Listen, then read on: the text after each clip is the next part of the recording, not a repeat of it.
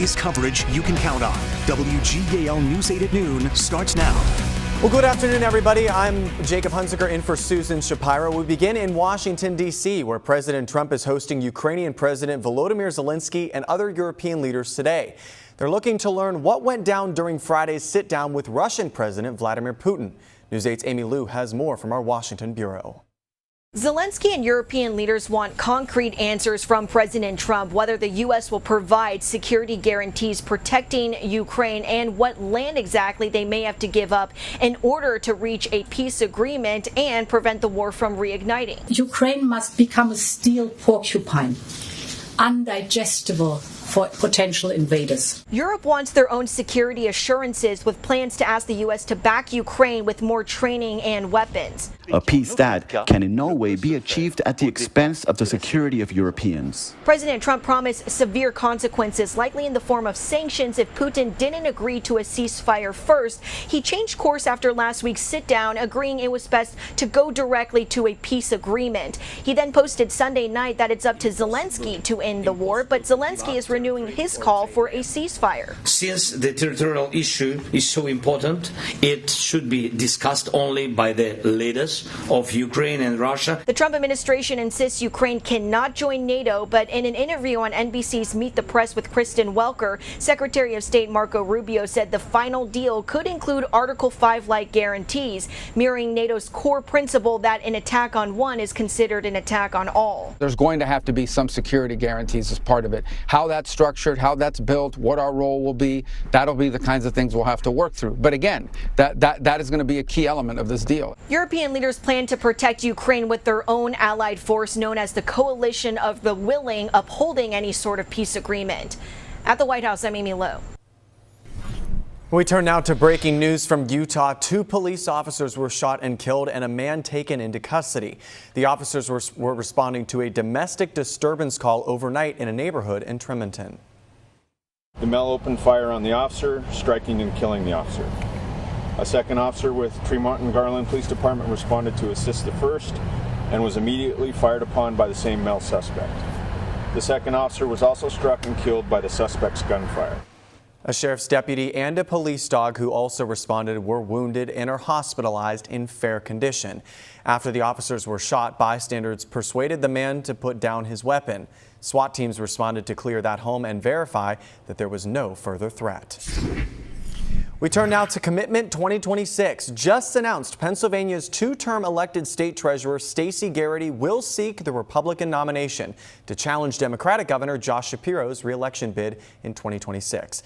Garrity's announcement Monday comes after she teased a run for months and stepped up her criticism of Shapiro. Well, back to school season is in full swing. I'm sure you know about that as students head back to the classroom over the next few weeks. But for teachers in the Shippensburg area school district, it's a bit more complicated. They are set to start the new school year without a new contract. The teachers held a walk-in this morning, aiming to appear united during ongoing negotiations ahead of their first in-service day. The district says that it was aware of the plans and that the teachers are close to coming to an agreement, but still working to come to a full agreement on salary increases. Right now, they are working under the previous agreement, which expired at the end of June. I had the chance to speak with Katrina Neiman, one of the leaders of the walk-in, about these ongoing negotiations and where they stand. I asked her when parents and taxpayers would know what they're going to pay for teachers' salaries. She told me the negotiations are behind closed doors. I then asked what the chance is for a strike should they not come to an agreement. I can't really answer that at this time, but I will say that if it were to come to that, we definitely understand that that's not what's best for us, that's not what's best for the students, that's not what's best for the community. So the goal of this is to hopefully avoid that, avoid coming to that point. Neiman tells me that they will go into the new year without a contract. She says they're set to meet again on the 27th to continue discussions. The first day of the school year, meanwhile, is this Thursday. Well, we're giving you a look over our Skycam network. We want to throw it over to meteorologist Mike Susko with the forecast for today. Hey there, Mike. Hey, Jacob. Good afternoon, everyone. Well, it is a relief from the heat, but it is cool out there. You step outside, its highs are only in the 70s. Definitely a little less humid, though, compared to what we have been seeing. Now, chances remain overall pretty low here for some rain today or tomorrow, but I can't rule out a stray shower. The best chance for rain will be Wednesday.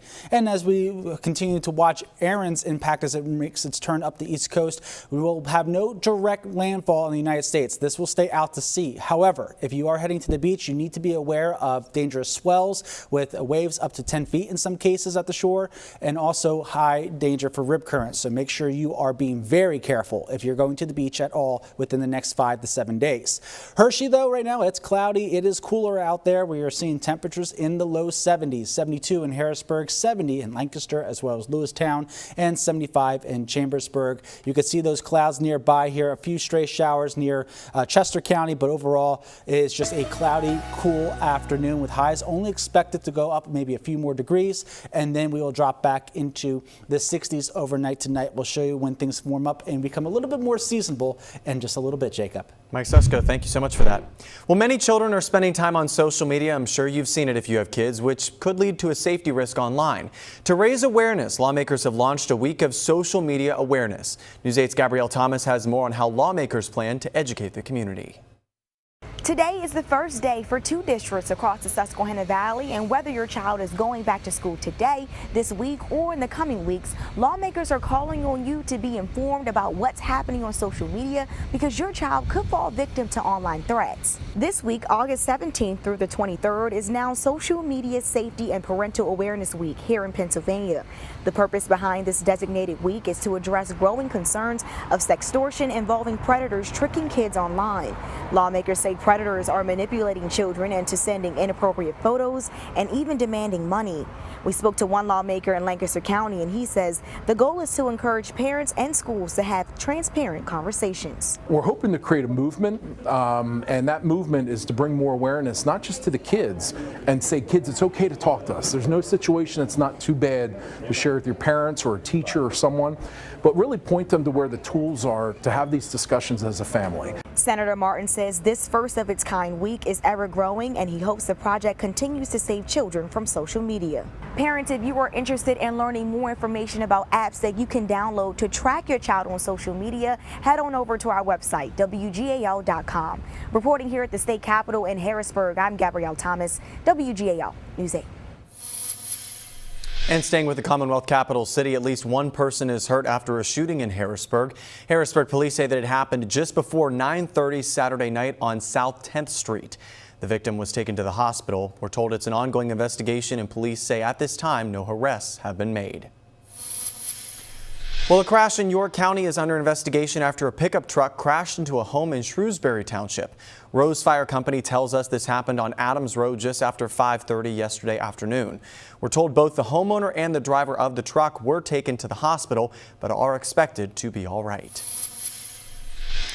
A fraternity at Penn State University is suspended following an investigation into hazing allegations. The university says it received credible reports of hazing at the Lambda Lambda chapter of the Phi Beta Sigma fraternity, including physical and mental abuse and forced physical activity. The university says that the chapter was in violation of Penn State's Student Code of Conduct and hazing policies.